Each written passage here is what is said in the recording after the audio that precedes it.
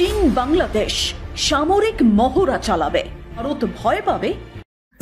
ভারতের এখন নতুন আতঙ্কের নাম বাংলাদেশ।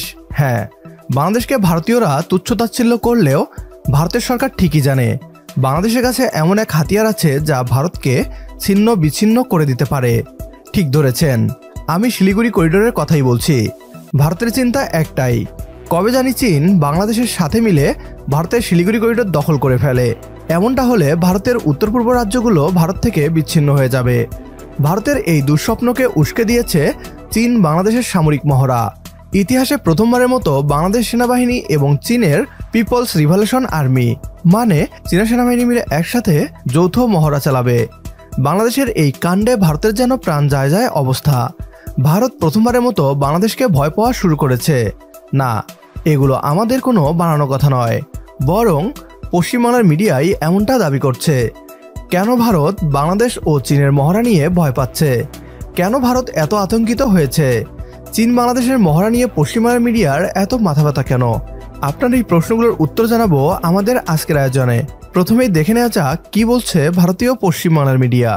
চীন বাংলাদেশ সামরিক মহড়া চালাবে। যতই প্রতিবেশী দেশ হোক, ভারতের তীব্র নজর রয়েছে বিষয়টাতে। ভারতের কি কোনোভাবে সতর্ক হওয়া উচিত? সে দেশটার মিডিয়াগুলো বলতে কি চাইছে? বাংলাদেশের সাথে সামরিক মহড়া চালিয়ে ভারতকে উপযুক্ত জবাব দিতে চাইছে কি বেজিং? আদৌ কি তা সম্ভব? ভাবছে কি ভারত ভয় পাবে? চীন বাংলাদেশের সেনাবাহিনী যৌথ সামরিক মহড়া চালিয়ে আসলে কি বার্তা দিতে চাইছে? ভারতের অর্থনীতির এবং নিরাপত্তার উপর কোনোভাবে এফেক্ট ফেলবে কি এই সামরিক মহড়া? দুই দেশের সামরিক মহড়া কতটা কার্যকর হতে যাচ্ছে?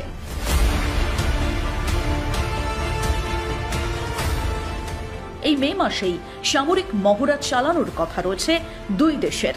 চীন চাইছে বাংলাদেশের সাথে সহযোগিতার ক্ষেত্র বিস্তার করতে, ব্যবহারিক আদান প্রদান বাড়াতে।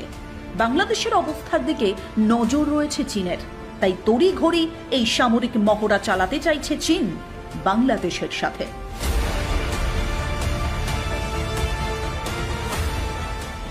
সন্ত্রাসবাদ মোকাবিলা এবং শান্তি স্থাপনের প্রেক্ষাপটে জাতিসংঘের যে ব্যবস্থা রয়েছে তার ভিত্তিতেই এই প্রশিক্ষণ অনুষ্ঠিত হবে। সন্ত্রাসী আস্তানায় অভিযানের মতো মহড়া চলবে দুই দেশের সেনাবাহিনীর মধ্যে।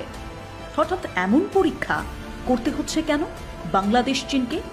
চীনা প্রতিরক্ষা মন্ত্রণালয় বলছে এটা বাংলাদেশ ও চীনা সেনাবাহিনীর মধ্যে প্রথম কোনো যৌথ প্রশিক্ষণ হতে যাচ্ছে। দুই দেশের সামরিক বাহিনীর মধ্যে পারস্পরিক বোঝাপড়া এবং বন্ধুত্ব বাড়বে। বন্ধুত্ব সেটা কি চীন আদৌ করতে পারে? প্রশ্ন তো থেকেই যায়। ভারতের অর্থনীতির নিরাপত্তার উপর কোনোভাবে এফেক্ট ফেলতে পারবে না এই মহড়া। ভারতের যথেষ্ট নজর রয়েছে এই বিষয়টার উপর। ভারতের প্রাণভ্রমরা মূলত বাংলাদেশের হাতে রয়েছে।